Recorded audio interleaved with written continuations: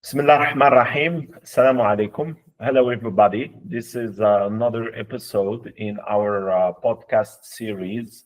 This time, of course, we are going to dive into the journey of success in the highly competitive this year, highly competitive PhD entrance examination in English and especially in didactics in TFL.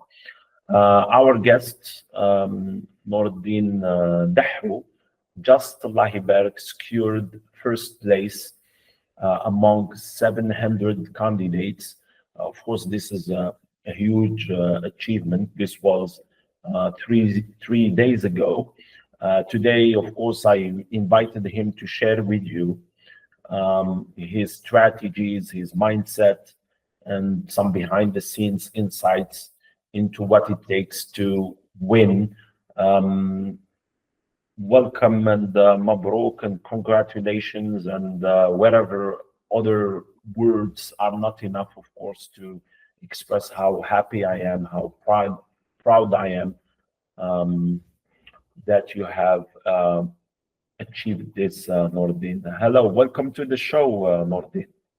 So, walaikum salam, teacher. So, thank you so much. Thank you for having me. Like that for study lab. Congratulations. I'm so proud that I'm so proud, teacher, that you encouraged me about everything, about all who have supported me in this very exciting, stressful journey. So, yeah, thank you for having me. Thank you so much for accepting the invitation promptly, Nordin. So this comes in the first week of the examinations all around the country, all around Algeria. Of course, on the 8th, normally most universities have started already taking the examinations and the candidates taking the examinations all across the country. So I'm aware, of course, that we have many other universities that are going to have their examinations this week, this weekend. So I'm also aware that a lot of candidates are going to take the exam. Today we are Wednesday. Some of them will take the exam on Thursday, a lot of them on Saturday. Also, a lot of them are going to take the exam next week. So me and Nordin, we said this is a very good opportunity, of course, to share with you what are some of the strategies in terms of preparation, but also what are some strategies in terms of writing that he has relied on in order to secure the first place, the winner place in the contest. So this is going to be divided. Our episode today is going to be divided into three parts. In the first part, we are going to talk a little bit about the road to the story of success, to the success story of Nordin. And then we are going to talk in the second part about how did he answer the first question in research methodology, and then the second question in didactics. He's going to share his screen and show us directly what are the different steps that he has taken to answer the essay question. So let's start with the success story, Nordin. And my first question to you is very simple. What was your first reaction when you saw you ranked #1? Okay, yeah, that's actually the most exciting question that I've been asked so far. I remember that the day when I went to the university and did the exams.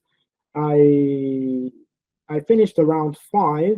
I was very calm. I went home, and I remember that I couldn't sleep that night. I was sleeping for an hour, then waking up for another one, then sleeping again for the other hour, and then by around 5 in the morning, I was totally exhausted, so I slept. Okay, And just 10 minutes later, my phone started ringing. And I was surprised. I was like, hello? Yeah, hello. And on the other hand was like, Alf Mabrok, Alf Mabrok. I was like, sorry, who's that? Yeah, yeah, what's Mabrok? And they were like laughing. No, it's you. Congratulations. You have exceeded the PhD exam. I was like, sorry? So where, what? I was confused. I remember Sure. that was my, and the very first thing that I did was like, turn the internet on, go directly to the Facebook page of the Center University of Barica and like check the list. And I remember that I was like searching for my name. What is my name? How do they see my name? And I skipped like the first three names because yes. So I was expecting myself. I said maybe it's around the 5th, the 6th, the 7th. So I was like, and then I saw myself the first. I was like, real? Wow, that's amazing. I was so shocked. I was surprised. I called my father and I told him that, Dad, I passed the PhD exam. He was like, for real, congratulations. I'm so happy. What's your rank? I'm the first. What? For real? The first?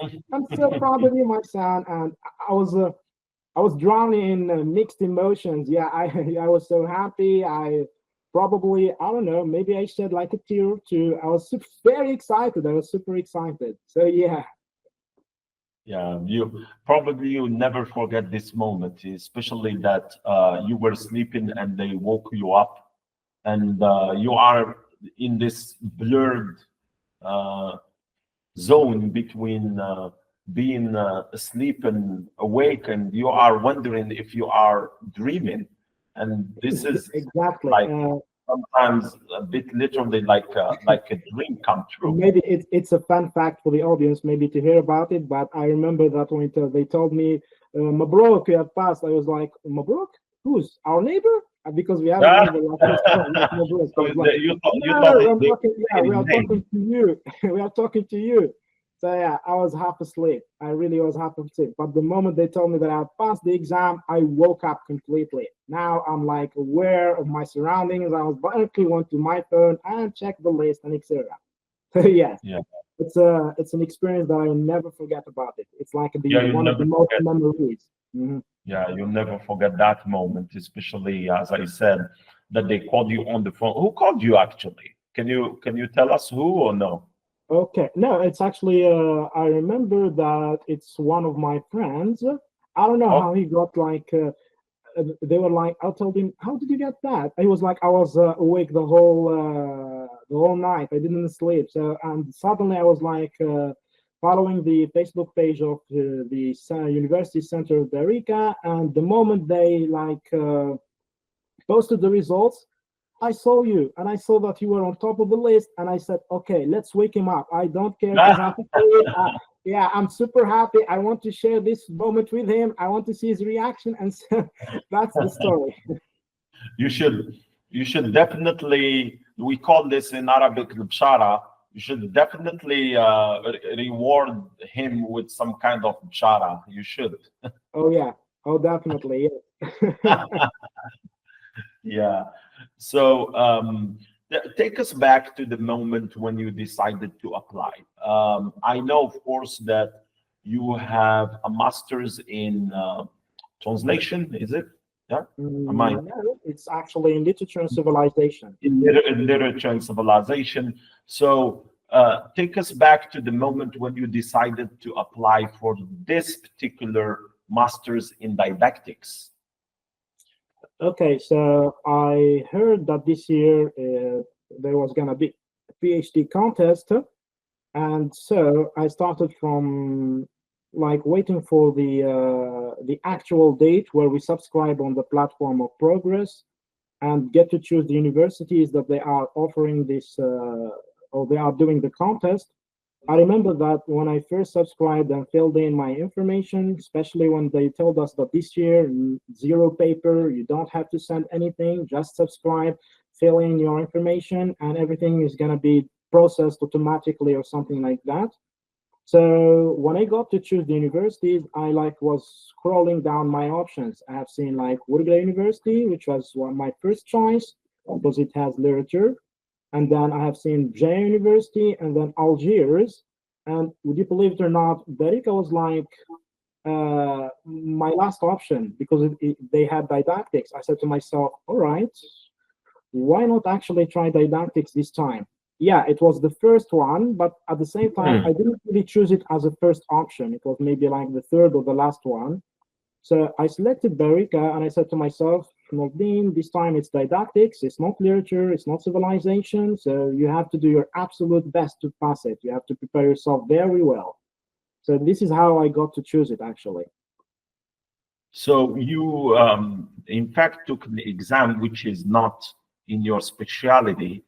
Yes. And now, are you going to take this exam again for the upcoming exams or no? Absolutely no.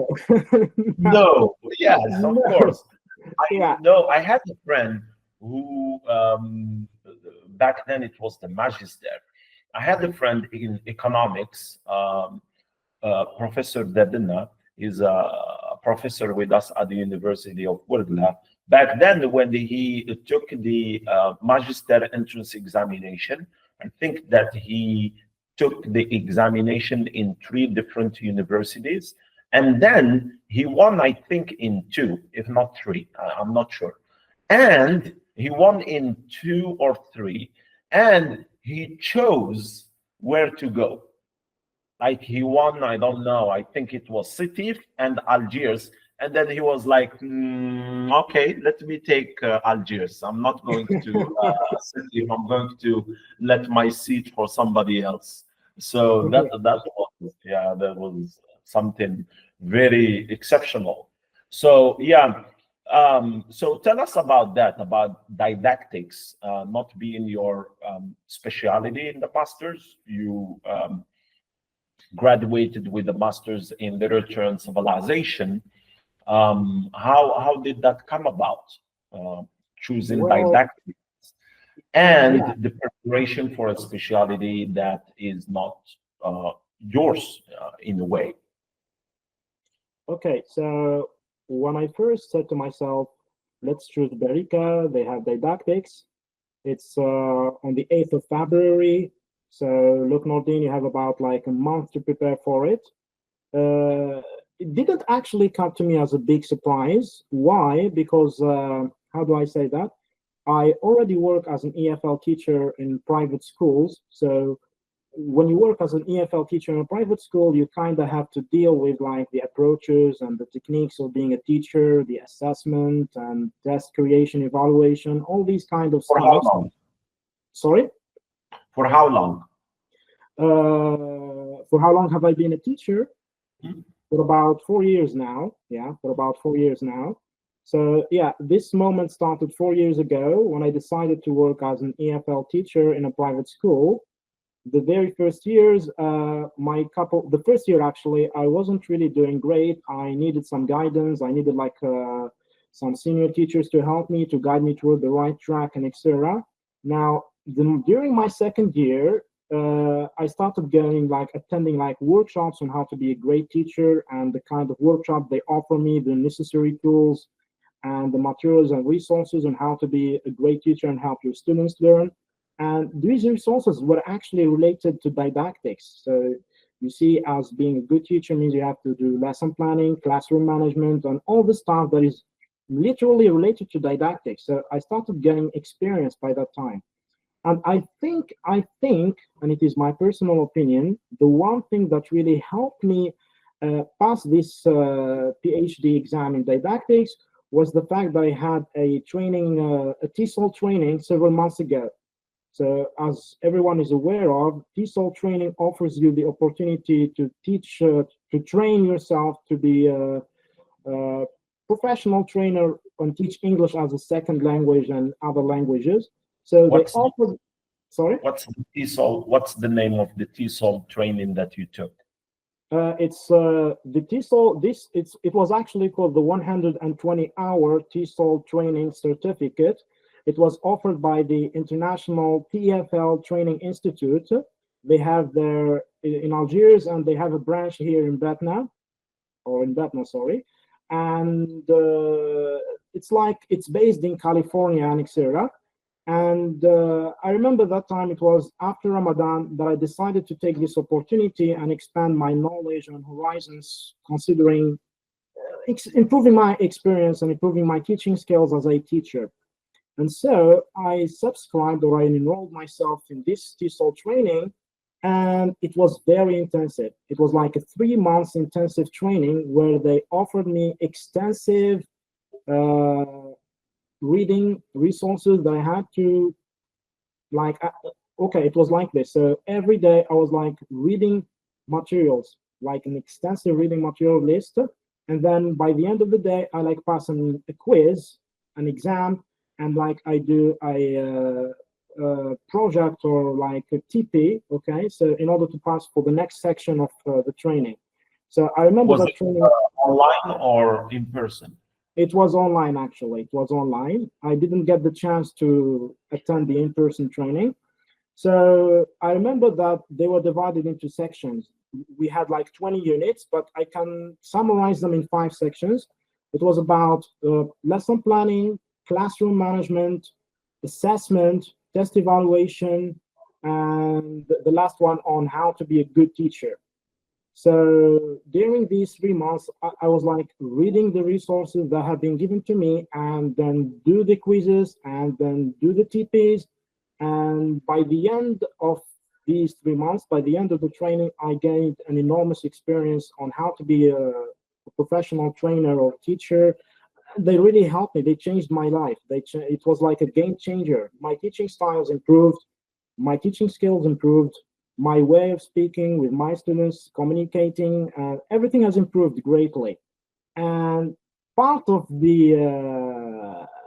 PhD exam in Iberica was about assessment. So I was super happy. I told myself, it's like the resources of the training that I already had about. So I already have information about this topic, which really gave me a chance. Maybe that's why it secured my first place, or secured the first place in this PhD contest. So yeah, it's as I told you again, it's a personal opinion. That's why. So the training that you have online, do you think that it gave you more theoretical knowledge or practical skills? I do believe it gave me both, actually, because as I told you before, during the day we were like talking about the theories and the resources and the materials that have been given to me, and by the end of the day they were like giving me like practice. They had to make sure that I really understood what I had been reading. And so let me give you a concrete example. So this section talks about lesson planning, and so they taught me the different parts of how to make a lesson plan. And by the end of the day, they gave me like a general quiz, like general questions about lesson planning. And then to make sure that I really understood everything, they asked me to create or design a lesson plan by giving me like, for example, one of the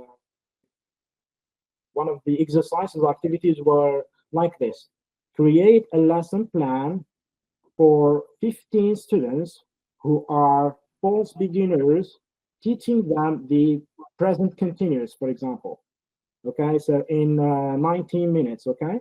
So, and they gave me all the resources and they were waiting for me. They gave me like half an hour. They told me to design this lesson plan. And I started doing like the objectives and the techniques and models, like following ESA model or ICRIF model, based on the objective of this activity or exercise. So yeah, it was like this.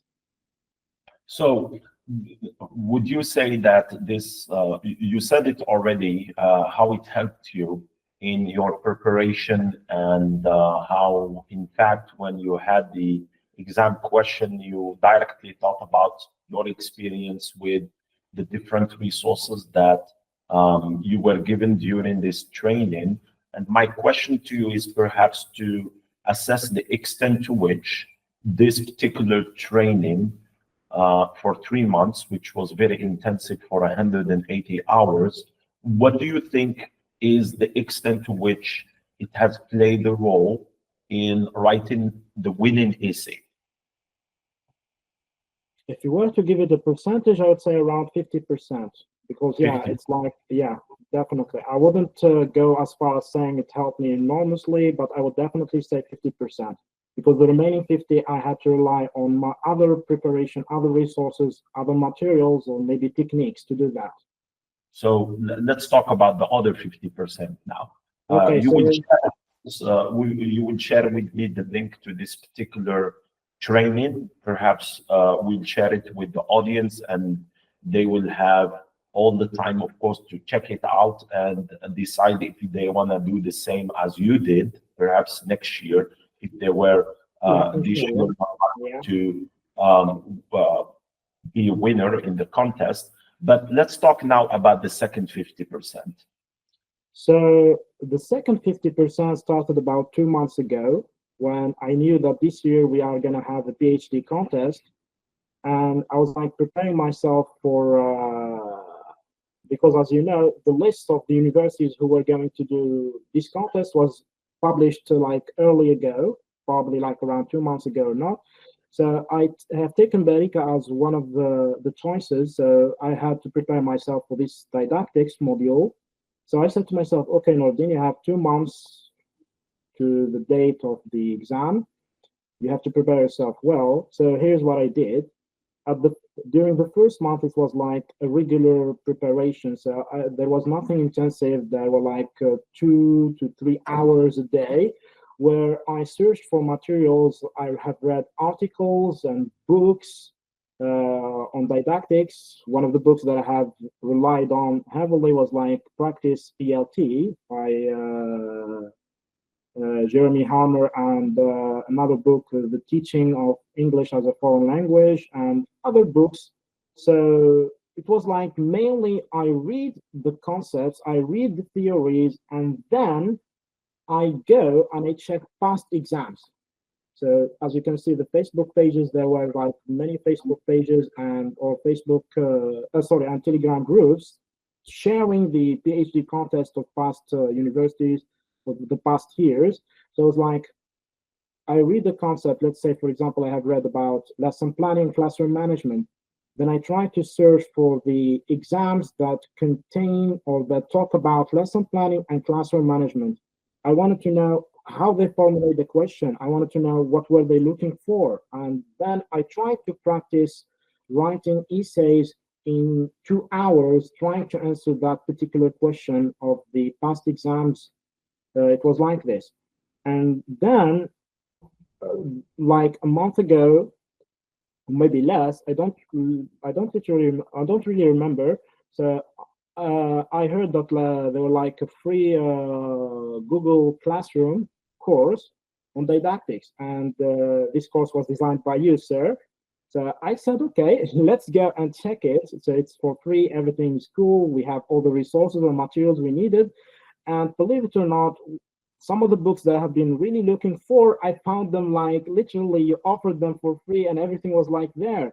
I said, oh my God, this course contains all the books that I've been looking for. So I jumped, I took the chance, like I took these books, I downloaded them, and I started reviewing the concepts and the theories that I've been looking so far, because I really couldn't rely 100% on the resources that I found on the internet. I have been looking for books, actual books, etc. So, and I started following your videos about the theories and etc. concerning didactics, and I was like this. So every day, so this is the actual plan. This is the actual preparation. I was like every day. Tell me about what you did every day. That's what I want to know. Mm-hmm. So every day it was like this.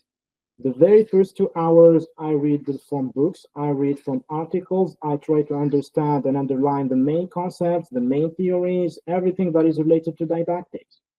And then the next 2 hours, I was like searching for past exams that are talking about the questions that I have been revising during that day.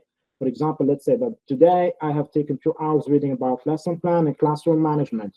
When I finish reading, I go and look for past exams that are talking about classroom management and lesson planning.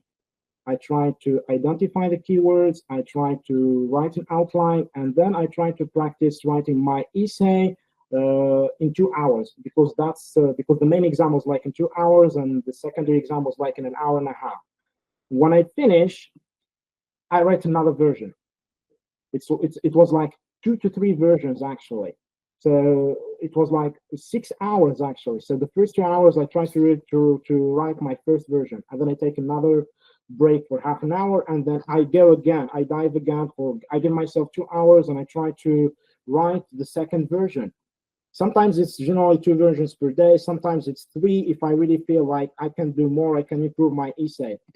When I finish, I try to compare between the 3 versions to see if I've really improved or not, if there is like a kind of improvement, whether in relation to the content or to the form. When I finish, the next day I tackle other parts, like today, for example, lesson planning and classroom management. Tomorrow I talk about assessment or approaches or techniques or theories, and I repeat the same cycle. I have repeated the same cycle for like 15 days, okay? Especially the last 15 days, that when we started nearing the day of the PhD contest of Berica. So it was like this. So no wonder you ranked #1. Now there is no way that shouldn't have happened. That's just math. If there were no other people doing the same as you were doing during these 15 days, nobody can take #1, which brings us, of course, to the intensity of the preparation and to the fact that success is always conditioned by hard work and by planning. That is, you had your plan for a day, from what I hear from you now, and you did the same thing every day for 2 weeks. This consistency is very important for success. In other words, the success is a very narrow line. Success is a very narrow line. And so the idea that you will stumble upon success randomly is zero. You cannot do that. You just have to plan every day for your success. So my question to you is, how do you think this method and writing 3 essays and comparing them, how did you think on the day of the examination, when you were writing your 2 essays, how do you think this helped you? All right. So, actually, whether you believe it or not, the purpose of me trying to write 3 different versions every day was mainly because of one reason, or one thing that I was looking for. I know that the day of the exam, I know that some people believe that 2 hours are enough, but they are not actually enough. And honestly, sometimes during that kind of situation where you feel super stressed, and that sometimes that your ideas sometimes you lose even the ideas that you were looking for, and you don't know how to express yourselves. Maybe I'm looking for the linking words on how to link between 2 different paragraphs, or the sentences within the same paragraph. So what I was looking for, I was like trying to train myself on how to write instinctively. I was looking for the idea. So I was telling myself, look, you really have 2 hours, and probably you are not going to have enough time to review how you use the linking words, or how you connected your ideas, or were they connected in a chronological order or not. So the best thing you do is try to train your subconscious to remember how to write these things. So the moment of the day of the exam, when you construct your own ideas based on the topic question, the other linking words, punctuation, grammar, and etc. are going to be done like subconsciously, okay? So you don't have to worry about them. That was my intention. That was my idea. I'm not saying that it's really succeeded 100%, but it kind of helped me greatly not worry about my punctuation, not worry about misspellings or other typos and etc. So yeah, that was my purpose of like doing every day 3 different kind versions and trying to improve myself, so that the day of the exam, it's gonna help like reduce the stress.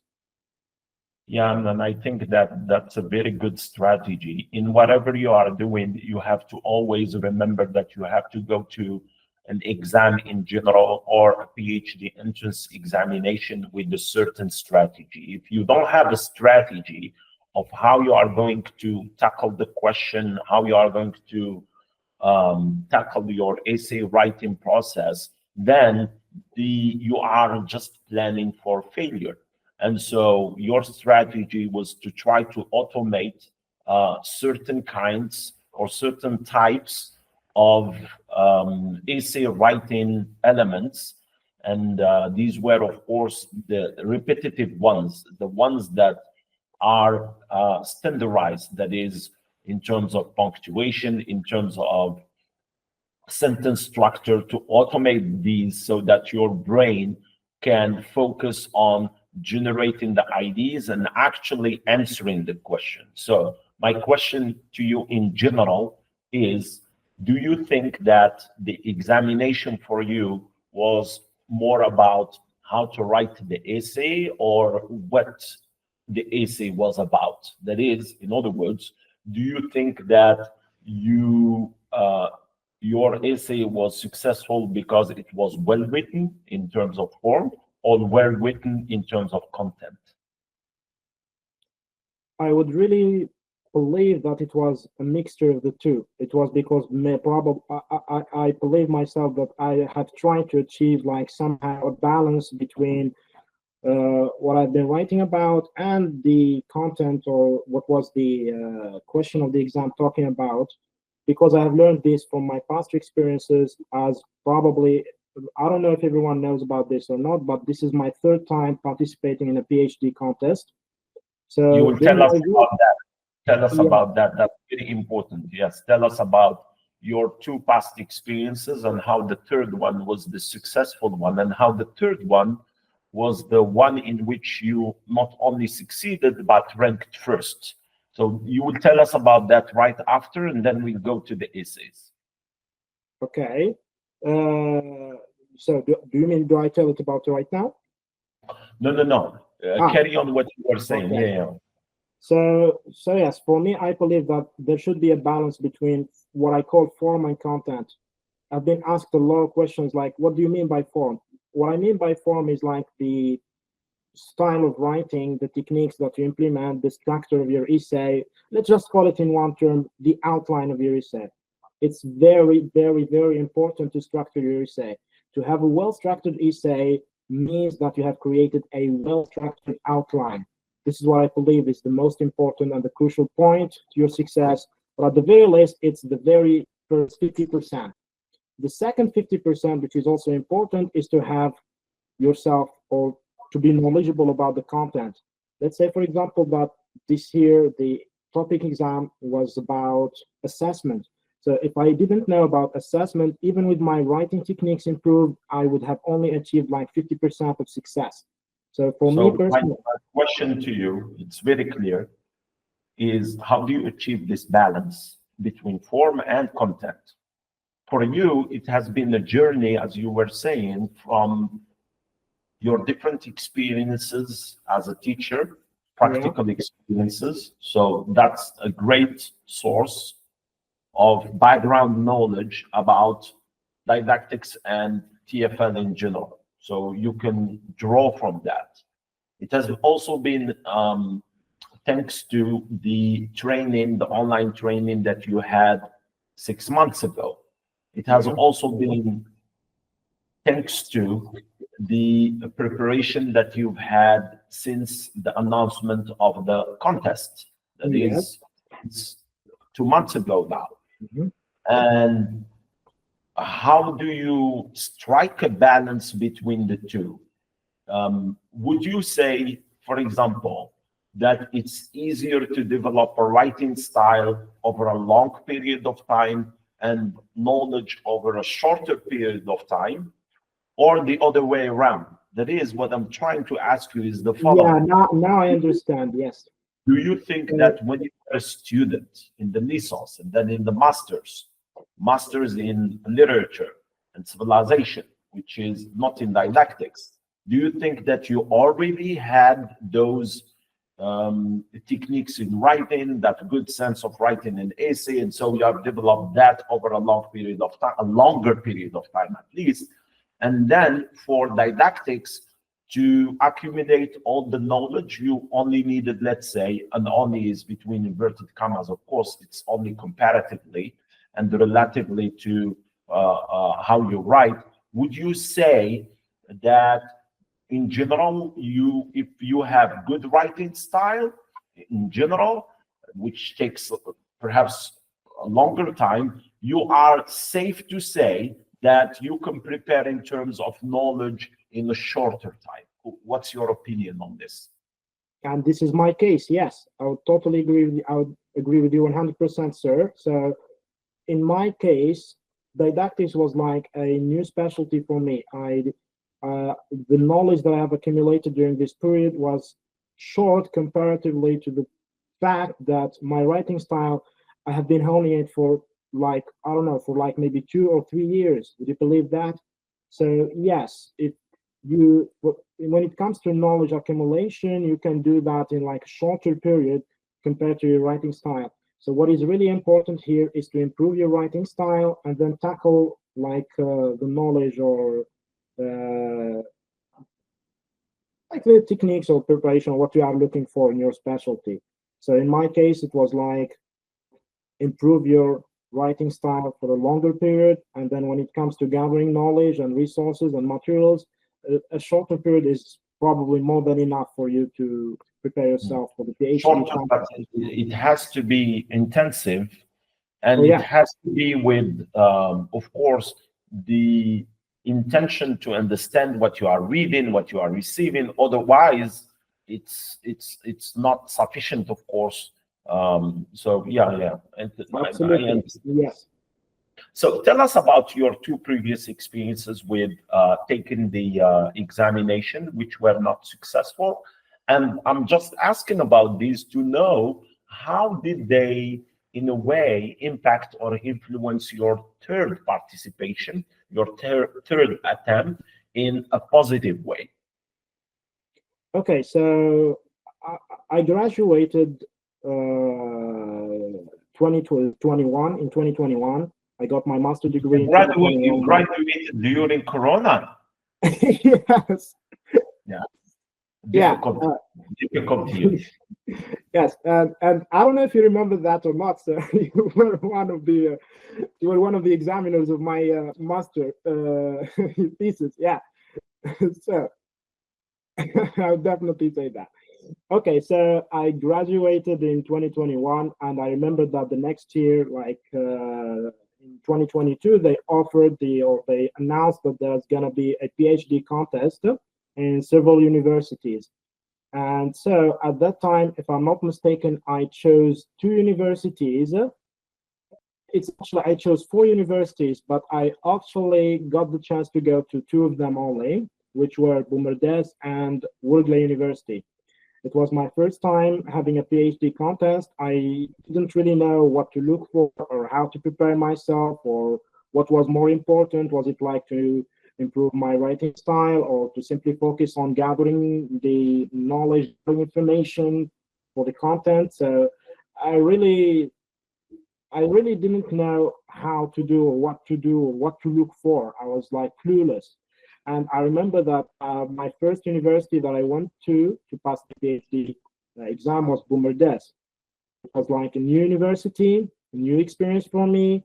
From the moment that I entered there up to the moment where I finished doing the 2 exams, I actually knew that I'm gonna fail. Yeah, I knew it because I wasn't prepared enough. My writing style wasn't really that good. So I remember that out of 600, I ranked the 180th. So yeah, that's not around bad. that. Yeah, I know. Most of the people, they told me out of 600, it's not really that bad. 600 is a big number. Well, fast forward 2 years later, out of 700, you are number 1. So yes, yeah, that's a big number. Exactly. I was kind of disappointed myself, but I got to learn that I really needed to find a balance between form and content. And so I went back to Wordla here, and I started preparing myself for the second university, which was Wordla at that time. And I started like trying to improve my writing style, at the same time trying to accumulate the necessary knowledge in order to pass for the exam. And so I was doing things like 50-50. I didn't really focus on improving my writing style more than knowledge accumulation or no. I was doing everything in 50-50. And again, it wasn't enough. I remember that I went to Wordla University and I ranked the 75th out of 400, I guess, this time. So yeah, from 180 up to 75th. So it was a good result in a way, but I still felt disappointed. And then when the contest during that year finished, I said, now I really need to work on improving my writing style.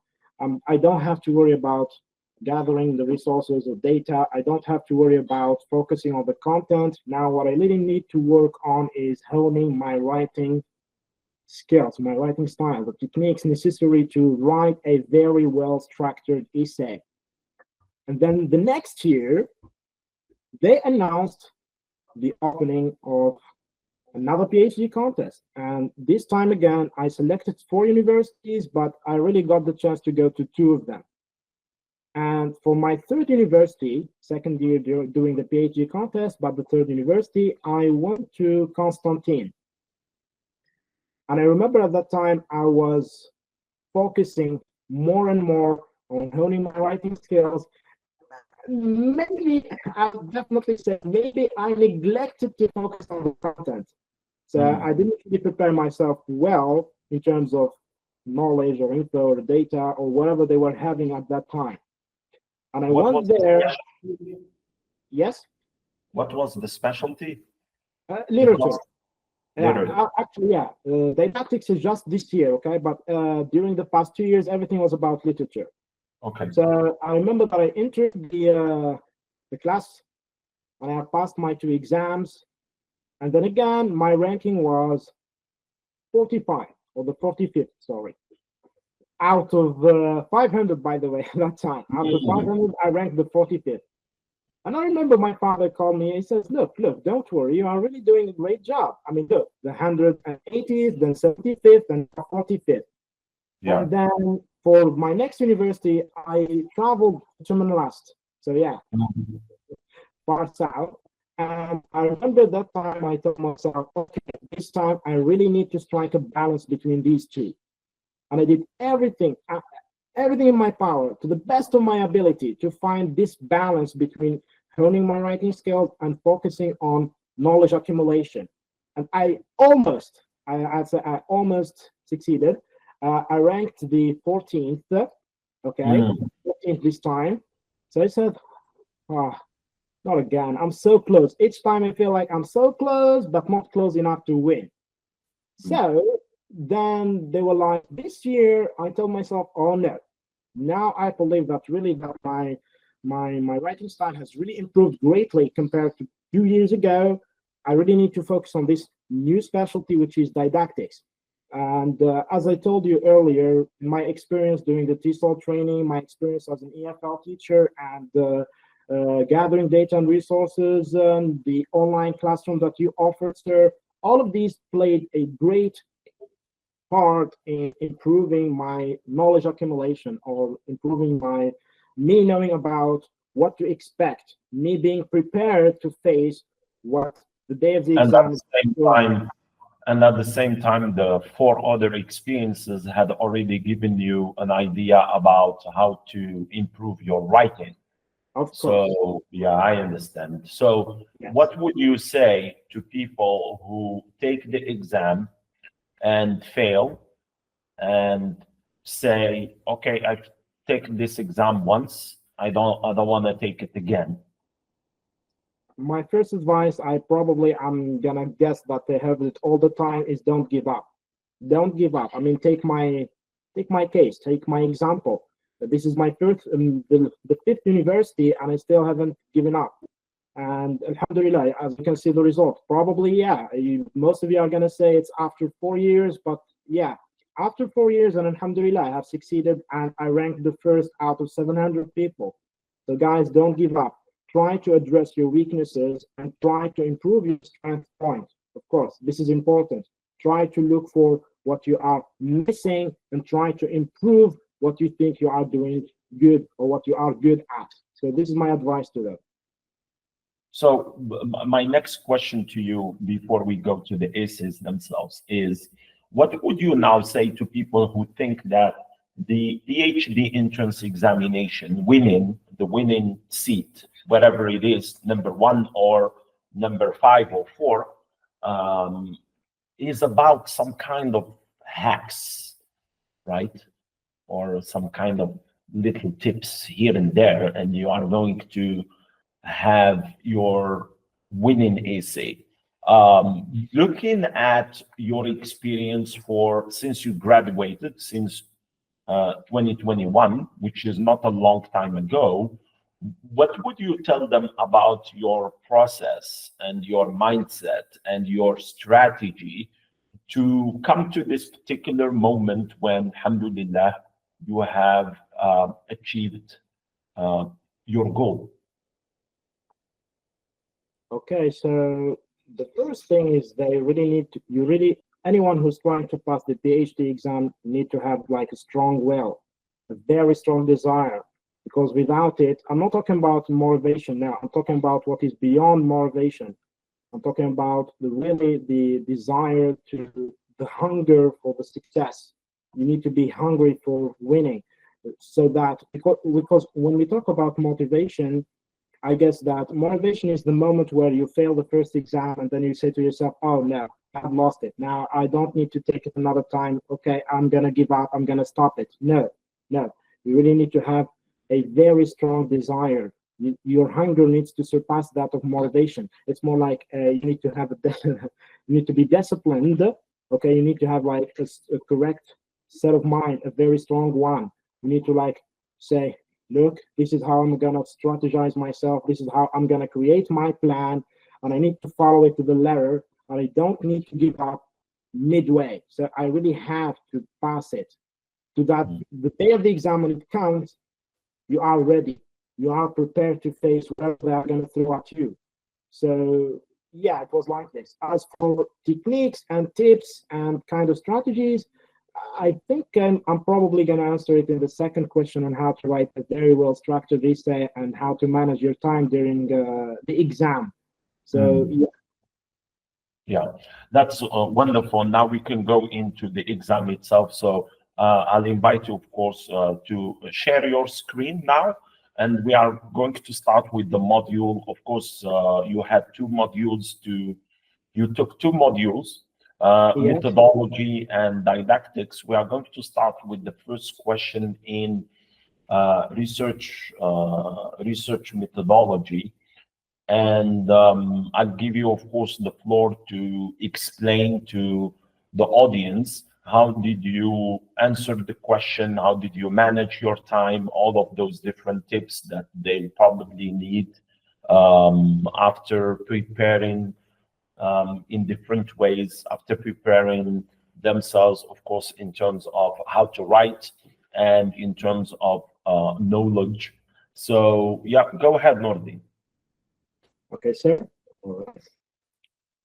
Yeah, sure, take your time.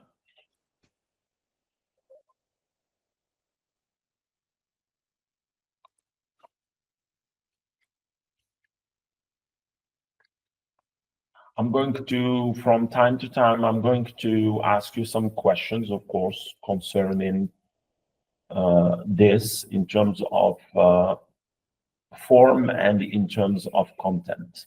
So the first, you can all see now the question there. It is in research methodology, says seeking originality and practicability requires immersion. Can you move the mouse? Yes, sir. In the ongoing scholarly debate. Yeah, that's it. Requires immersion in the ongoing scholarly debate discuss. Let's go. The floor is yours. Okay, so actually, my first tip to anyone who's trying to pass the PhD contest, whether in research methodology, the secondary module, or the main module, is that first of all, to calm down, to relax. I know it's not easy, maybe you are under an immense pressure, maybe you are super stressed, but try to relax. And if you can't relax, I always try to follow an advice that has been given to me by my father. He says, whenever you feel yourself stressed, try to read the entire paper, try to read the entire exam paper.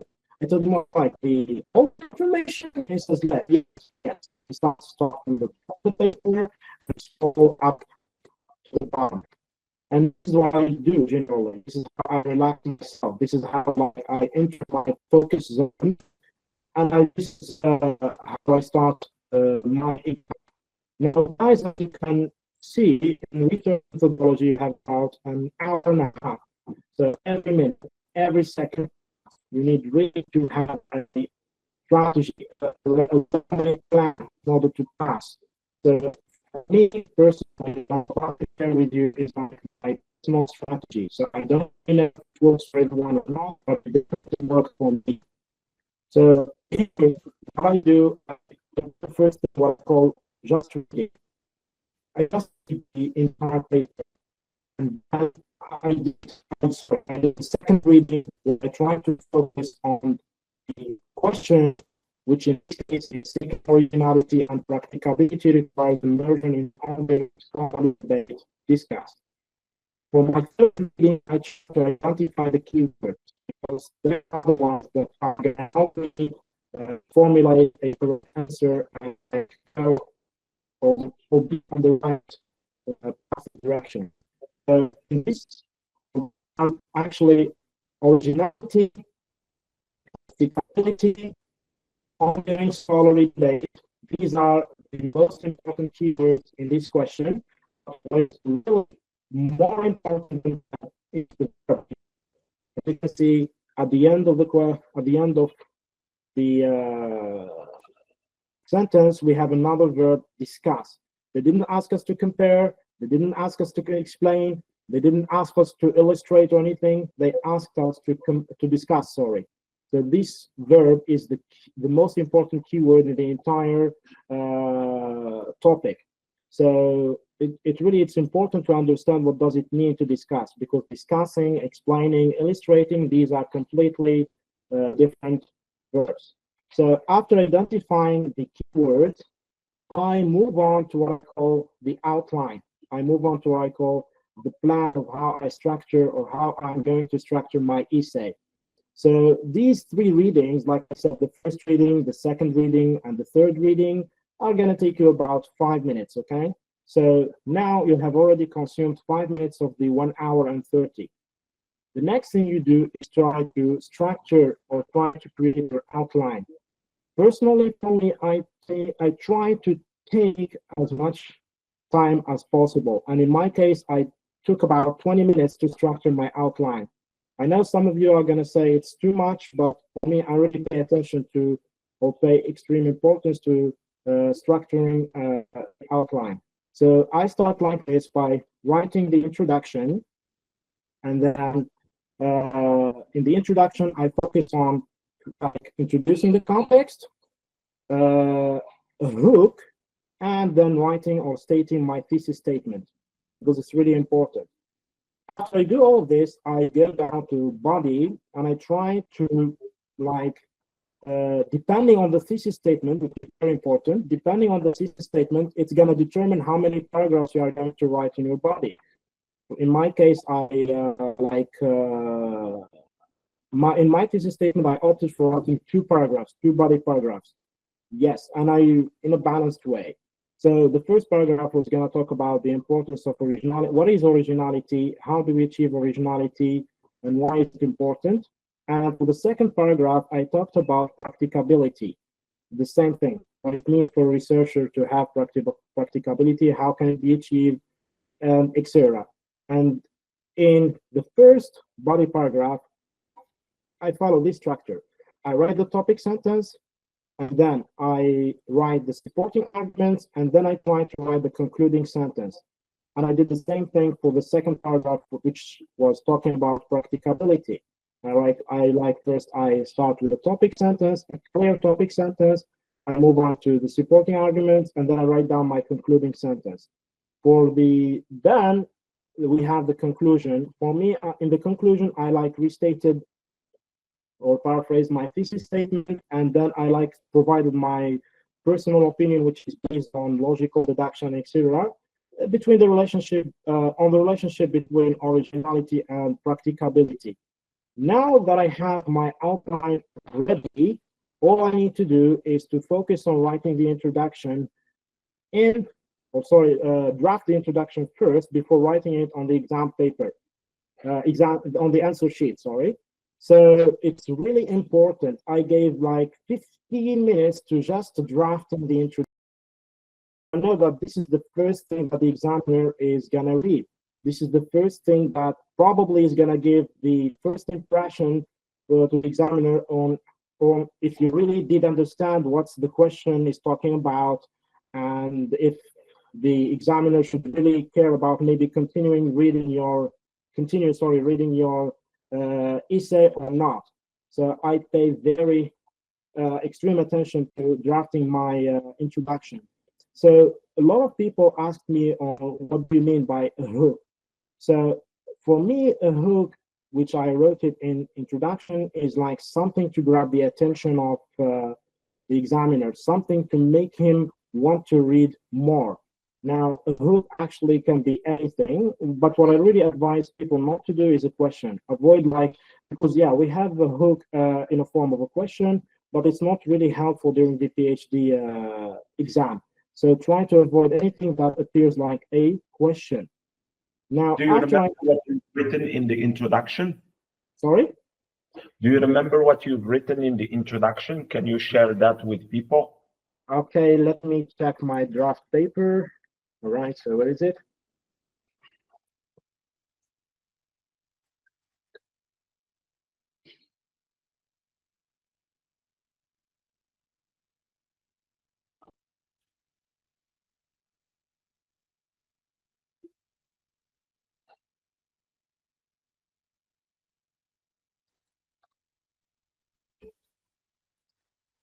I have because this is not the original draft that I had with me, so I'll try to reformulate it, and it's not exactly the same introduction that I wrote for this exam, but I'll try. So for me, it was like this. Research is like a continuum line of data regarding various topics of different disciplines across time. For a researcher to be acknowledged for his research, he must achieve originality. And no, this is more like the first version, the first draft. It's not the original one, or it's not the final one. So yeah, I don't really remember where I put it, sir. So, I was also referring to the hook in terms of it's not the way you phrased it. Of course, you would need to again go back to the to your draft, but at least what was in your hook in terms of meaning or in terms of content in general. Where, if I remember correctly, for me, the hook was about the scholar community and what it means to be acknowledged by them. Because this is, because to have your research acknowledged, it means it has to be passed, it means it needs to be acknowledged by the scholar community. And in order to achieve that, you need to have originality and practicability. Now, this was the hook in this sense, but how I phrased it, really, I couldn't find my original draft. For the phrasing, it's okay for the phrasing, but that's the idea. That is the community of scholarly community, and how to, in a way, how to be original within a big body or it was more like the because the ultimate objective for a researcher is to have his research acknowledged by the scholarly community, and in order to Sure. achieve that, he needs to have originality and practicability, which requires immersion in the ongoing scholarly debate. So this is the idea, but I don't quite find how I rephrased it or wrote Yeah. it down. So, Yeah. so my question to you also is, how do we generally prepare for this module research methodology? Because we talked about didactics, but I get a lot of questions from candidates. What should they prepare in research methodology? And how did you prepare in research methodology? Uh, Honestly, sir, I don't know if this answer is going to satisfy the audience or not, but in my case, I really focused on didactics. I really focused on preparing didactics. What does this Okay. mean?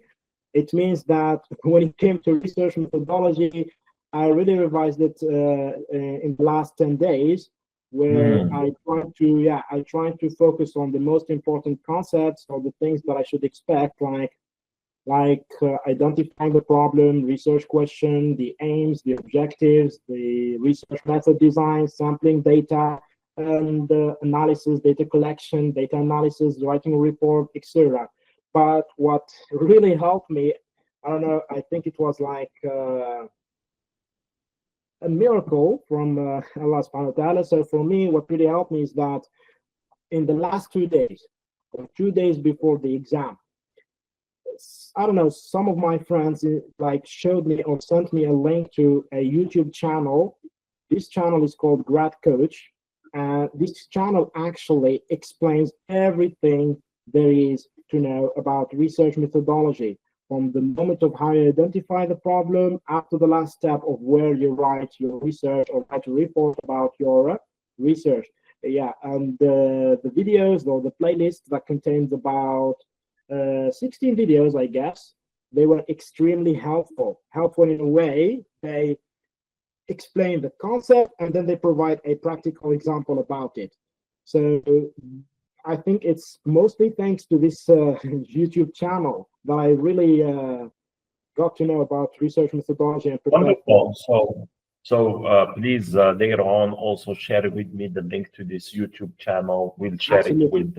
with the audience. Extremely helpful. Now Extremely let's go let's go to question two, to didactics. This is where what we want to know about how did you answer in terms of writing and in terms of content, in terms of the form and in terms of content, and how did you answer the question? First, start with the question, please. So assessment should not be a tool to judge, but a means to understand and improve learning. Dillon and Black, 1988, discuss. It's the same idea. It's the same strategy that I opted for research methodology. I always start by having a first reading like I do right now. I just read. And then in the second reading, I try to focus and try to understand. In this case, we have a quote here. I try to understand the meaning of this quote.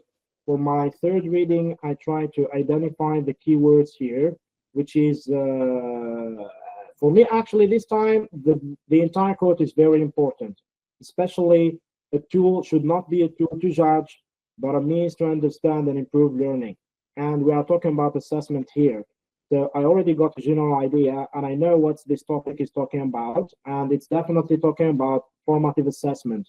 But at the same time, it is mentioning something about summative assessment, because summative assessment is like the very thing that is used like a tool to judge people, but formative assessment is quite the opposite, where the purpose of this assessment is like to improve the learning experience of both the learner and improve the teaching experience of the teacher. So the next step that I do is try to create an outline. I take about 20 minutes again. I try to write my introduction. And for this time, I think I have my introduction. The same idea, guys. You start with Before we go into that, before we go into the introduction, can you talk a little bit about the outline? How important was the writing an outline for you, and how much time did you take in writing your outline? Okay, so For this module, I took about exactly 25 minutes to create this outline. 25 minutes. Yes, literally the first half an hour was like this. 5 minutes I read. How much time did you have all of it? How much time did you have all of it? For this module, we have about 2 hours. And I took the first 5 minutes reading, and then the remaining 25 minutes structuring my outline. So now that half an hour passed, and I have about an hour and a half to start writing. Let's talk about outline. So during these 25 minutes, it's the same technique. I start by outlining the introduction, introducing the context, and thinking of a hook, and then trying to formulate and state a clear thesis statement. Now I move on, depending on my thesis statement, and I'm saying this because the thesis statement is where the examiner is going to know how many paragraphs you are going to write in the body, which most candidates don't pay attention to. Some candidates, they mention in their thesis statement, they're going to write 2 paragraphs, and then they find themselves writing 3 or 4 paragraphs, which is going to impact their essay. For me, I think it's going to impact it really greatly in a negative way. So guys, try to understand or try to formulate a clear thesis statement that is going to determine the number of the body paragraphs you are going to write. After you decide on a thesis statement, and based on it, you are going to write your body paragraphs. Again, in each body paragraph, make it simple, clear, precise, and concise. What does this mean? Start with a topic sentence and then provide a supportive arguments or practical examples or like a concluding sentence. Do the same thing for the second paragraph or the third paragraph, depending on the number of paragraphs you are going to write. For the conclusion, a lot of candidates reach out to me and they ask me, what do we generally do? Do we restate everything and that's it? Or do we provide our personal opinion and that's it? Or do we do both of them?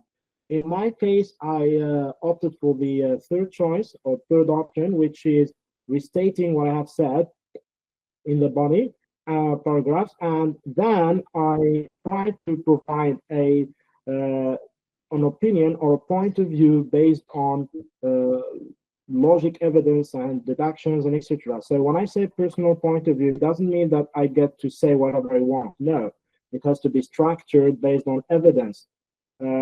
This is for the outline. So why I say it's very important, because I got this question, and somebody asked me yesterday. They told me, why do you pay attention to the outline? I mean, they told me 25 minutes is too much. I told them because I have been in that situation where under extreme pressure, I lose my focus. And when I lose my focus, I probably going to lose my ideas and how I structured them. And if you lose how you structure your ideas, then you say as good as, how to say that? It is as good as you fail, okay? So there is no point in continuing without any kind of structure, chronological order, without any cohesion and coherence. But so again, there, my question to you is, what would you say to people who, once they get the exam question, once they get it, they take a piece of paper, their draft, and they start writing directly the essay or the introduction? What would you say to them? You mean they draft it without an outline? Yeah. Which is something that I see a lot. They directly start writing the essay. Personally, that is a grave mistake, and I wouldn't really advise for it. I try to do my best to warn my colleagues or whoever is trying to pass the PhD exam to structure their essay. You need to have an outline here. I mean, I have seen a lot of people under immense pressure. They started drafting their essay directly without any outline, and then they got to the point where they started doubting themselves. They started asking questions: are they on the right track? Maybe they should focus on this part instead of that part. And when that happened, they felt themselves under extreme pressure. and they started losing all their ideas, the threads that they have got in their brains, their minds, and they were looking for the draft paper, trying to find any idea structured, or like which one is the first, which one is the second, which one should be the third, is this the result, is this like the cause, how do I structure it? And they started wasting time. And by the end of the exam, they found themselves having written down an essay that is not coherent, that has no cohesion, and it's lost its like logical order. So yeah, that's the reason they fail. Again, everything that you are saying right now explains why you ranked #1 out of 700. So again, I want to say to people listening, this is not by chance. If you do not calculate your way to success, you are not going to get success, and you are certainly not going to rank #1 out of 700 or 400 or 100. You cannot do that. I said it earlier, success is a very narrow line, and it is very unlikely. Success is very unlikely. So the idea that you are going to stumble on it randomly is zero. You cannot just start writing an essay and then hope for the best. That doesn't happen. That can happen only in one case, in which you are the only candidate. If you were the only candidate, good for you. Write your essay in whatever way you want, and then submit it, and then you are a winner. Now, once you have, and now most of the PhD entrance examinations are more than 100 candidates. So you have to calculate your way to success. This is why I stopped you at this particular moment when you were talking about 25 minutes, half an hour, just to write your outline, because that's what says it all. That says it all. Giving 25 minutes out of 2 hours to write in an outline says it all. This is the difference between a winning essay and an essay which is not going to rank amongst the top 10, at least the top 10. I don't know how many seats you would have for in different universities. Yeah, sure. So my next question to you, now you have your outline, you have taken your time in writing your outline. This is in a way a process. I'm sorry, sir, but I couldn't hear. What did you say? Sorry, I couldn't hear what you said. Yeah. I was saying that now you have written your outline, and this is a process for you, coming from different experiences and different skills that you have developed. You know that given half an hour to an outline is okay. All right. Now you have to write, as you said, your thesis statement. Tell us, I think you told me you have the draft. What was your thesis statement for this particular question, so that we look at it together? All right, so give me a moment.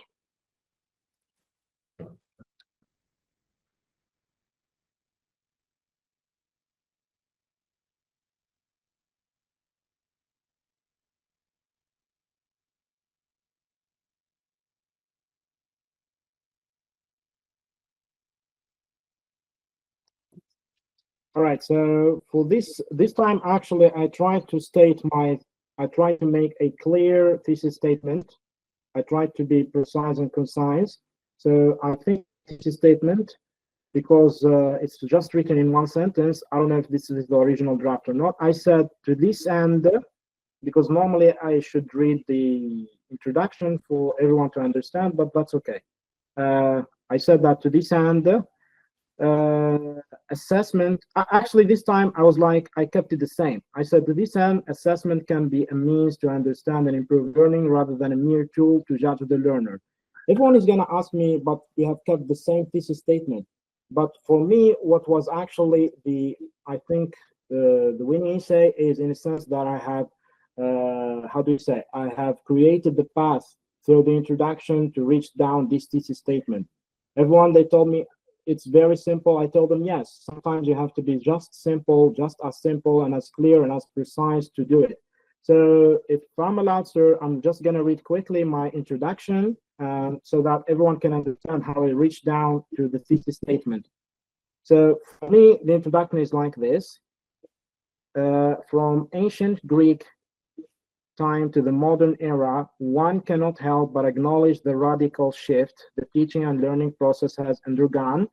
New theories and approaches have emerged, different methods have been tested, and several techniques have been implemented in the classroom to enrich the learning experience of the learner. However, throughout this diachronic timeline, a debate has emerged and yet to be resolved on the purpose of how assessment is used in the classroom. To this end, assessment can be a means to understand and improve learning rather than a mere tool to judge the learner. And actually, I think this is my first draft. It's not the final introduction, but the final introduction is somehow improved. So yeah, as you can see, this time I didn't do like what I did with the research methodology. I tried to keep the introduction as clear and concise and precise as possible. And one of the things that I got asked a lot is, they told me, you said that the thesis statement is going to determine the number of the body paragraphs that you are going to, or the number of the paragraphs that you are going to write in the body. So is there a way where we can make it implicitly, like we write a thesis statement without being limited to the number of paragraphs, which is the case that I have done here. I said in my thesis statement, I didn't really determine the number of the paragraphs. I didn't really say what was I going to discuss in the body, or how many paragraphs should I read or write. I kept myself open so that depending on my outline or depending on the number of the paragraphs that I'm going to write, I get to decide which idea is first and how to structure it. So yeah, again, this is just the original, or this is just the first draft of my introduction. That's my next question to you. I've noticed that you are talking about many different drafts that you have. Yeah. So tell me about drafting during the examination, because of course, when you are writing at home, when you are practicing, when you have an assignment to do, when you have a homework, you can write many different drafts. You can revise them. You have all the time to do that. But yeah, under examination pressure, how do you manage to write more than one draft? Well, I don't know if this helps or not, but I guess in my case, I'm always nervous before starting the exam, but for some particular reason, the moment I started focusing on doing something, it's like my pressure disappears. It's like all the all the pressure that was surrounding me that I felt moments before starting the exam just vanished like this. Because I trained myself, like I said, I do like simulations. Like whenever I'm at home, or I try to create the same environment as if I am doing the PhD exam. Sometimes, I know this is silly, but sometimes I remember that one time where I played loud music and I gave myself like 2 hours trying to focus on just writing the introduction without paying attention to any external pressure, without paying attention to any external factor. And I guess, I'm not sure, I guess this is what helped me like focus and really not care about what is surrounding me. So as for the draft paper, normally they told me that they give like two draft papers per student. But in my case, when I really wrote, I wrote several drafts. So I asked for a third one, and they say it's okay since we have resources, but they told me that's it. Normally we have between 2 draft papers to 3 and no more. That's why I told you that I have several drafts. I don't see what is the original. I really try to look for it. So yeah.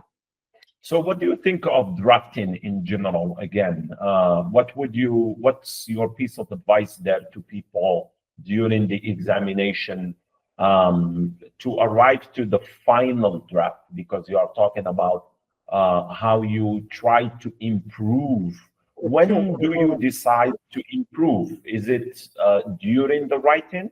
Is it at the end? At what point do you decide that the first draft of this introduction needs a little bit of improvement? When do you, in other words, revise and rewrite? Okay, sir. I just want to mention a point which is very important here. So just to not to confuse the audience, when I say that I had several drafts, I was talking only about the introduction. For the body paragraph and the conclusion, you really don't have the time to draft anything. You have to write everything on the answer sheet. It is only the introduction that I see as important as the entire essay, because this is the first thing that the examiner is going to read, and this is the first thing that the examiner is going to have an impression, or the first impression is going to be in the introduction. Now, for me, how do I reach how do I decide the best draft? It depends. Sometimes while I'm writing the second draft, I feel like this one has that I have expressed myself in a way better than the first draft. Or sometimes when I finish writing the second draft, I try to compare it to the first draft, and then try to determine which one looks better. Depending really on the timing, depending really on the kind of circumstances that I'm in, but generally I do these two things. Either in the process of writing the second draft, I already have an idea that this one is better than the first one or not, or after I finish writing both of them, that I try to compare and I look for minor improvements to do, or simple changes or modifications to perform. So yeah, okay. That's it. Wonderful. Now, tell us now, how did you discuss this particular question? Now we've talked a little bit about the form. Let's talk now about the content. How do we answer this question in terms of content? What does it mean? That is, from everything that you know about assessment, can you break down this question, which is assessment should not be a tool to judge, but a means to understand and improve learning, discuss. Okay. Now, let's answer the question itself without referring too much to the way of writing. Okay, no problem. So everyone, when reading this quote, assessment should not be a tool to judge, this particular phrase, the moment that I've read it, I immediately understood that it's talking about summative assessment, because this goes back to your knowledge of what you know about assessment. We all know that there are different kinds of assessment, but mainly they are under the two banners. Either they are summative or formative. And we already know that summative assessment is generally performed either at the end of the training, the course, or like in midterms and final exams, where the learner, instead of being judged on his experience of what he has learned, he's simply being judged on his comprehension. Like if you comprehended what the teacher was saying to you, then yeah, you pass. If you don't, it means you fail. And one single exam gets to decide that fate of yours. Whereas for formative assessment, it is actually more about, how do we say that, improving. Instead of having the learner being a mere vessel to be filled with knowledge, why don't we take into consideration his different needs, personality, learning styles, all of that into account when teaching in the classroom? So trying to look for providing, for example, feedback is one of the tools to do a formative assessment. So trying to have a communication, trying to have a relationship between the teacher and the student, like an observer. The teacher will play the role of the observer or the coach, and the student is like training in a safe environment. So that's basically just a glimpse into what's this topic talking about. Again, I got the question yesterday. They told me, like, in this particular topic, which one do we focus on? Do we focus on formative assessment or summative assessment? And I told them that you guys have to talk about both of them. They told me why. I told them that at the beginning of the quote, they started with saying assessment will not be a tool to judge. It means that they started mentioning or talking about summative assessment, and then they talk about but a means to understand and improve learning. In this case, it's like how they shifted from summative assessment to formative assessment. In my opinion, you have to show the examiner that at first they started doing or performing what we call summative assessment, the tools, and give practical examples about it. And then you see that, or you mentioned the drawbacks of this particular perspective or point of view, and you say how they opted or they shifted for something called formative assessment. But for me, it was like, and especially I remember that I mentioned this at the conclusion. With the conclusion, it's like, for me, it's not really about formative or summative assessment. It's not that kind of having competitive or being of a competitor relationship between which one is better. Is it summative or formative? It's more like having a complementary relationship. I mean, formative assessment has its needs and the time where we need to use it, and so does some assessment. For example, formative assessment can be during explaining the lesson, during the classroom, and this is for the learner in order to improve the learning experience for him. But formative assessment can be like used at the end of every course or midterm exams, simply to like generate a statistical report to our school administration in order to measure the comprehension of the learners and whether they get to pass to the next phase or not. So yeah. So I think that also part of the question is how to how assessment can shift from judgment to learning. That is, how can this shift happen after, of course, you break down the statement to tools of assessment, from grading to tests to MCQs, etc., to the modern view of assessment, which is going to be more like about as a learning tool, like feedback. The question is also about how to make this shift. So what do you think about that? What do you think about how assessment can shift from judgment to help learners get better and to learn, to actually learn? Well, for me personally, I think we need that shift because summative assessment doesn't, how do we say that, doesn't tackle certain aspects of the learner's needs and personalities and different learning styles. For me, enriching or improving the learning experience equals catering to the different personalities, needs, and the learning styles of the learners, which actually summative assessment doesn't do that. It is actually formative assessment what can perform that through either, for example, providing feedback, gamification, which is a new concept where you use, instead of having traditional activities, you turn them into like games and having the learners compete for points and etc. For example, it could be in a form of having like probably different types of relations with the students and with the learners actually among themselves, which is kind of another type of feedback where you have student-teacher feedback or student-student feedback or something like that. Self-reflection. Sorry?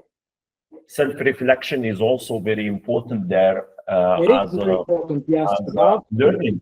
Exactly. There are certain cases where it is very important for the student to realize the mistake or the error that he has performed, instead of the teacher showing it to him or his colleague or friend mentioning that to him.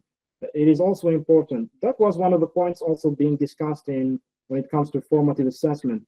I actually discussed a lot of things. I'm like excited to have this conversation and review, but at the same time, I'm like losing my words. I don't know how to express myself well. No, you are doing just great. I mean, there is a lot of things to cover there, and of course, this is trying to for you to recall what you have written exactly, but that's not what we are after. We are after in what ways have you tackled the question. So if you can remember, what did you put in the body paragraphs? How many body paragraphs did you have? You had 3 or 2? Actually, I know that maybe a lot of people are going to be surprised, but for me, I just wrote two body paragraphs. The Two first body. one, where So yeah. tell us about the two body paragraphs in terms of their content. What did you? Okay, so in terms of the content, in terms of the content, the first body paragraph talks about summative assessment, what it means, and practical examples, and the drawbacks. I mean, the disadvantages of this summative assessment. I started with this paragraph because I wanted to show that we need a shift, because like there is a need to focus on something else. So I started mentioning it like this, and in the second body paragraph, which was about the formative assessment, I did like the same thing, where it talked about what it means to be definition of formative assessment, the tools and the practical examples, and how to use this inside the classroom. And actually, I did mention the drawbacks because, again, I have to be objective. I mean, I cannot, for example, be only like hide the information or be subjective about what I like, and then otherwise it's not gonna be a this say. Yes. And I guess that when you started with the first paragraph in which you have talked about the drawbacks of formative assessment or summative assessment. Summative, actually, yes.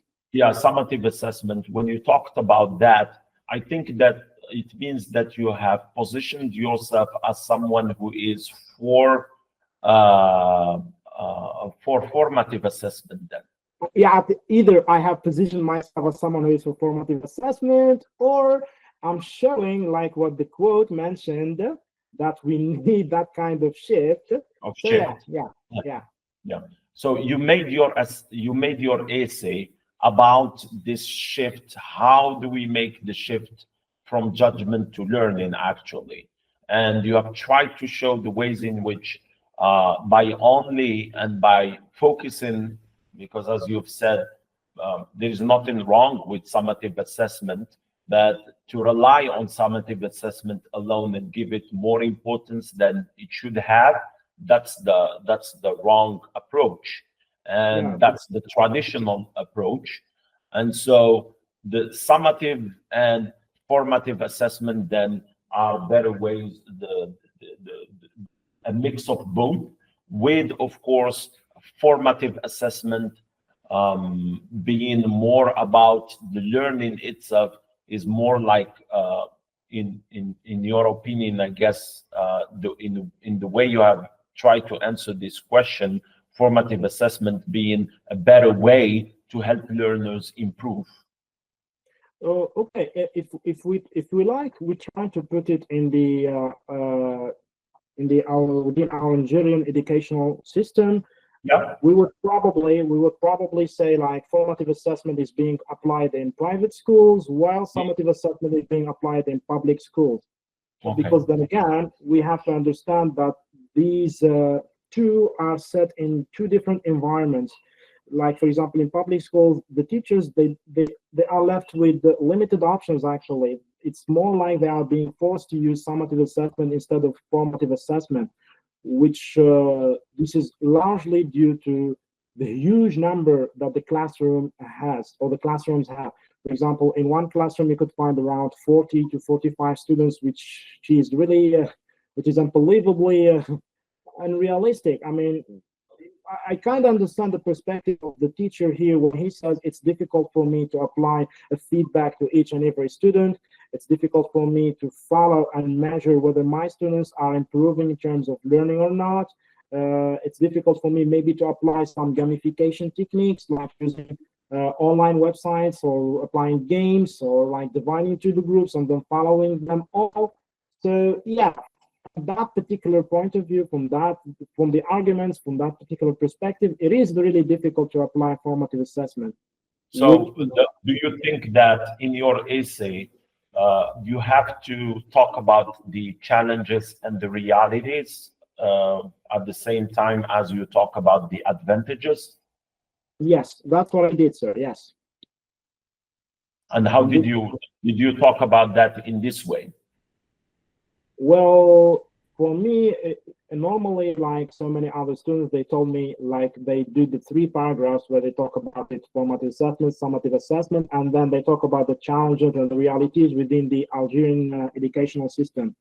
But in my case, I didn't really focus that much on this last part. So what was important for me was to show that so the Algerian educational system was actually part of an example that I provided for the need to shift from summative to formative assessment.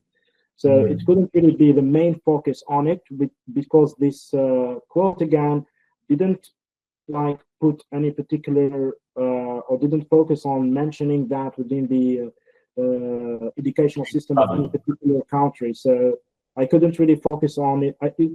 I decided not to put it as a main focus, but rather as an example, as a practical example within the first body paragraph, and then show that there is a need for that. At the same time, they told me like, yes? Yeah, so tell me about the use of examples in throughout your essay. People perhaps want to know how important is the use of examples throughout the essay when you make a case or when you make an argument. You talked earlier about the body paragraphs, for example, having topic sentences and then supporting sentences, but also examples. So how do you illustrate a point or an argument or a topic sentence? How did you do that, and how important is that in your essay? Well, when I decide on writing a topic sentence, I'm of course going to need to provide with supporting evidence. And to connect the topic sentence with supporting evidence, we are going to use like simple linking words, but that's not what this is about.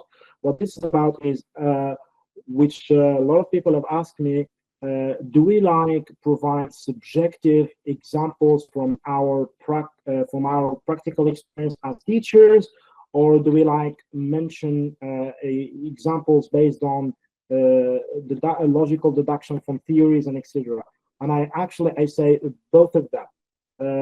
For me, trying to provide general examples and specific examples, this is the best combination, which is, again, it's a personal opinion. What does it mean? For example, if you told me that summative assessment, I can mention the drawback like this. The stress, the psychological impact that it has on the student. Yeah, these are actually general examples. And I'm not saying that they are particularly wrong. What I'm trying to say is that we really have to provide like a mixture between these general examples and specific examples that we can relate to our teaching experiences. By, for example, saying that in a number of large classrooms in public schools within the EFL Algerian educational system, like a large classroom isn't really enough to, for example, apply the formative assessment tools and techniques. Or, for example, like summative assessment isn't really the best way to opt for, and maybe, okay, just the personal opinion, maybe we can see that like when you are trying to pass the baccalaureate exam or like the BM exam, or like one single exam is going to decide your fate, whether you are going to pass or not. So these kind of what I would call them specific practical examples are really going to be helpful when constructing your supporting evidence, because the examiner is going to understand that you are not talking in general, but you really understand what, or understood the question, and you are trying to provide practical examples. So yeah, when it comes to supporting evidence, you need to balance between mentioning relating to your subjective experience and mentioning general examples. How do you think your experience as a teacher in the field of teaching English, since you graduated in 2021, how do you think that experience has helped you in promptly finding examples and integrating them into your essay? I'm what I call, or I describe myself as an active person. I remember that the very first year when I started working as an EFL teacher in the private school, I really faced many challenges and obstacles. And I got the chance to learn from many mistakes that I have made and improve myself through these workshops and searching for resources through internet and trying to improve myself. So toward achieving that goal, I have like passed on several phases, and these particular experiences or phases or moments that are part of my life as a teacher have helped me really create like practical examples, which enabled me to use them in writing or talking about in writing them in my essay in general. So yeah, practical examples are really helpful, especially if you can relate them to your how do we say that, to your experience as an EFL teacher. But then again, I try to be careful as not to mention everything about me, as not to rely on subjectivity alone. We have to be using like the general evidences provided by scholars, which here plays an important role. Like what do like the critique of each assessment, for example, etc. Things like this. I know my ideas maybe are not really well structured enough to express myself right now. This is crystal clear. My question to you is one that I get from a lot of candidates. Do you need to quote? Yeah, this is a very the most asked frequent question that they have asked me right now. And sir, I'm gonna be honest here. It's yes, but not compulsory. What does this mean? And I'm going to relate to my experience in this PhD contest. When it came to research methodology, yes, I cited, I used some citations, but when it came to didactics, I did not use anything. I didn't cite, I didn't quote, I didn't. So yeah, I simply relied on the logical deduction, general critique, and subjective practical examples related to me as an EFL teacher. So my question is, it is really good to cite, it is really wonderful to quote, but you have to be careful about that. What it means is that if you really don't know, like when just being able to quote and then put it in the essay without any relation to your topic or to the body paragraph that you are, to the topic sentence that you are trying to talk about, is really going to negatively impact your essay. It's when you quote, maybe some candidates, they think that just quoting is going to make their essay strong enough. It really is under a set of circumstances, and these set of circumstances, one of them is that you really have to relate it to what you are talking about. It has to have like a specific, precise, and concise relationship to what you are trying to talk about. Another thing which can be quite difficult, or maybe it's tiring for the people to try and memorize all these quotes and who said them and the year, and probably sometimes even the page where they took. So for you, yeah, that's too much to have, and you don't know what the question is going to be about. Is it going to be about assessment? Going to be about theories? So are you going to learn by heart all the quotes? And what is important for now is that you don't need to quote, because the first the essay number one that ranked number one didn't quote, so you don't need to quote. As simple as that. Did my next question? So I'm going to fire many questions now. Okay. Did you explicitly define the difference between formative and summative assessment in your essay, in the introduction or in the body or wherever? I did that in the body paragraph, but I would say implicitly. I really didn't focus so much on the definition, because I felt like the examiner isn't really looking for the definition of the summative and formative assessment, more like how can they be used in the classroom and what are the drawbacks. So and no explicit definition. No explicit definition like formative assessment is or summative assessment is. Okay. Great. So did you take a balanced approach, or argue strongly for one perspective? That is, I couldn't hear you. Two perspectives. You have judge and you have improved learning. You have summative and you have formative? Did you argue strongly for one perspective over the other? Yes, for the second one, for formative assessment. Okay, okay. Now, I asked you before about the examples. Did you give one real classroom example to illustrate your argument for formative or summative assessment? Informative assessment, yes. Okay. I Well, gave do you practical remember what it example. was? I talked about the use of gamification. I talked about the use of how you turn a traditional exercise into game point-based, where competition between students, they compete against each other, and how beneficial it is for their learning as a learning experience or for the learning process. The use of websites like Kahoot and Bamboozle to help are part of gamification techniques that I talked about specifically. Yes. Mhm. Did you quote, not in a sense of direct quote, but indirect quote, like just mention the ideas of theoreticians or people in the field of assessment or TFL in general? Did you, here we have the quote is from Dillon and Black, 1988.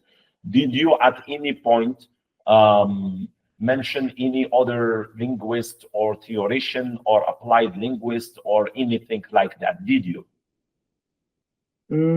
I only mentioned one.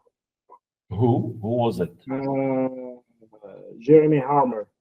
Jeremy Harmer. And you mentioned that he was for summative assessment or formative assessment, or what did you mention him for?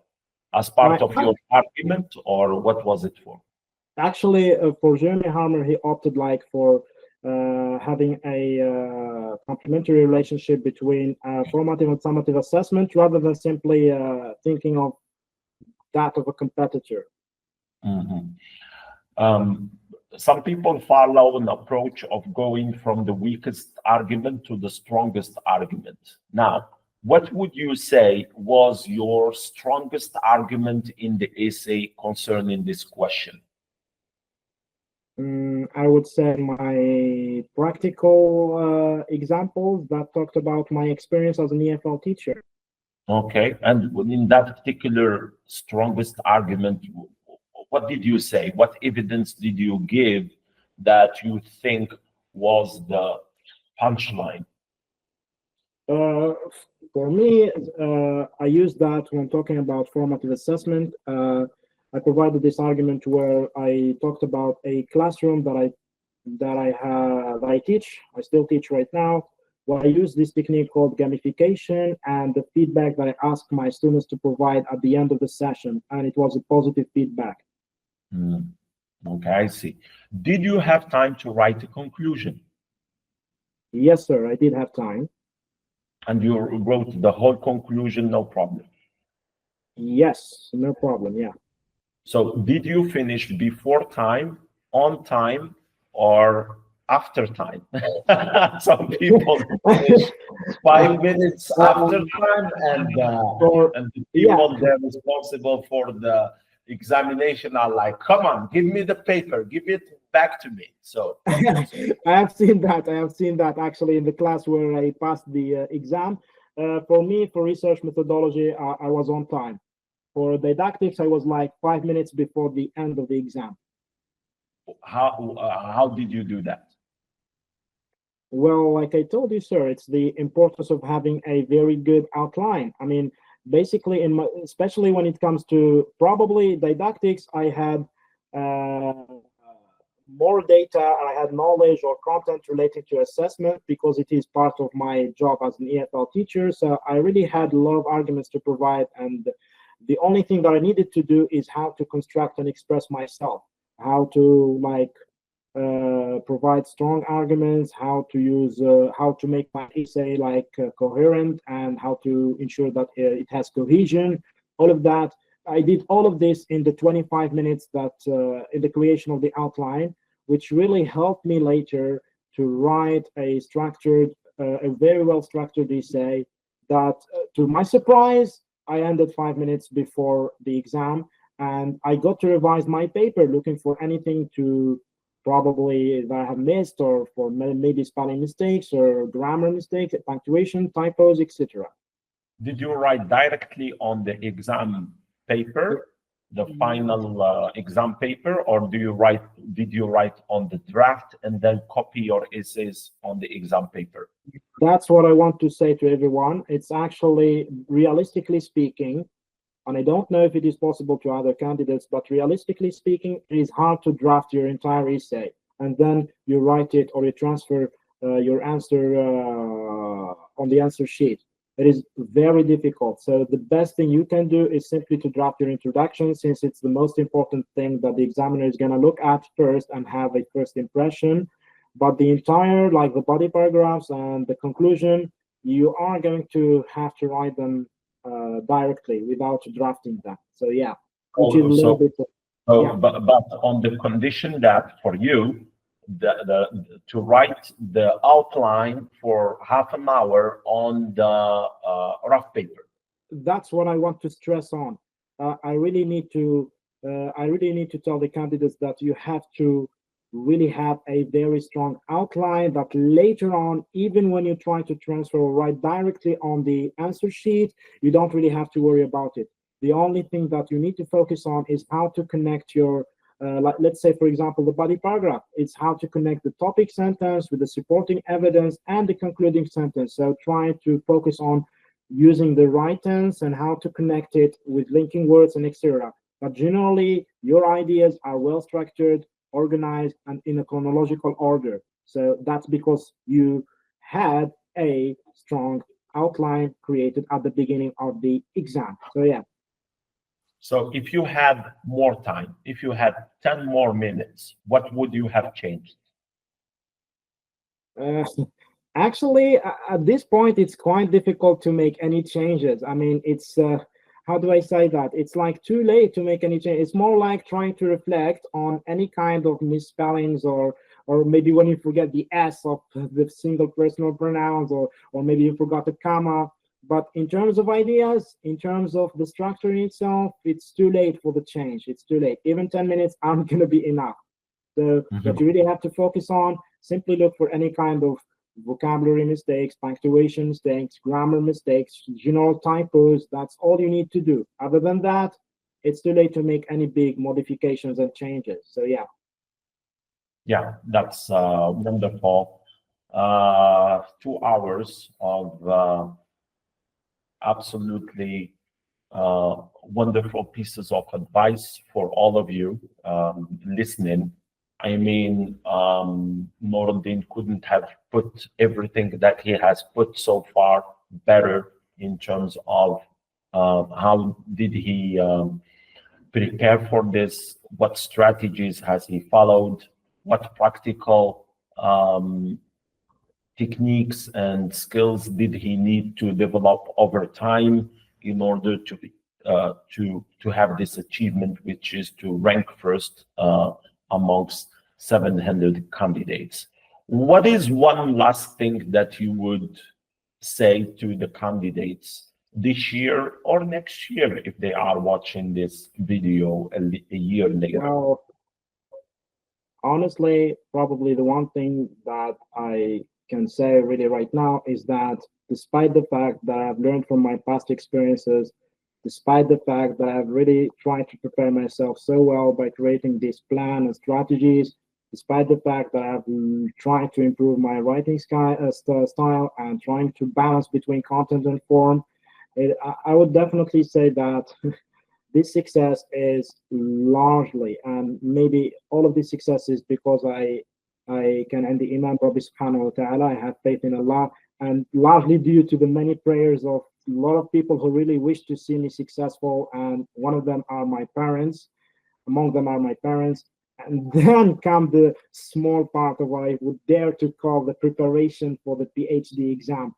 So, but my real advice here is that, guys, no matter what obstacles and challenges and difficulties you may face in the future, even if you don't pass the PhD exam on your first go, don't give up, please. Yeah, don't give up. I have yesterday I was looking through the Facebook page of many successful of the winners like me, and one of them was like she had to pass the PhD exam on her 14th time. Yeah, 14th time. Anyone would say, "Oh no, first, second, and then I give up." But no, she was like every year she was like going to many universities and but failing up until the moment where Allah Subhanahu wa Taala expected her to be successful. So yeah, my main advice: don't give up and prepare yourself well. That's it. When you prepare yourself well, go with an easy mind, okay? Because it is later going to be decided if Allah Subhanahu wa Taala is going to write you a successful or to be passed, to be successful in your exam or not. At least, like we say, tawakkalu wa la tawakkalu. So yeah. Yeah, Nordin, thank you so much. I think we've covered everything from how you structured your essays to the mindset you had walking into the exam room, which is very important. I think you have given us all an inside look at what takes to not just compete, but to dominate in the sense of ranking number one in the field of 700 candidates. And of course, I think that there is one thing that stands out from this conversation is that success isn't about luck.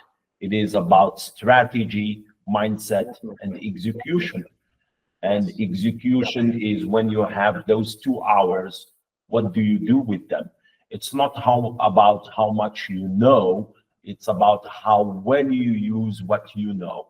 You've accumulated the knowledge in many different ways in a specialty which was not yours, is not yours, but the different ways in which you have accumulated knowledge about and information about this particular specialty, when time came, you knew how to use what you know. It was not about, perhaps. Yeah, it wasn't based on luck, it was based on strategy, yeah.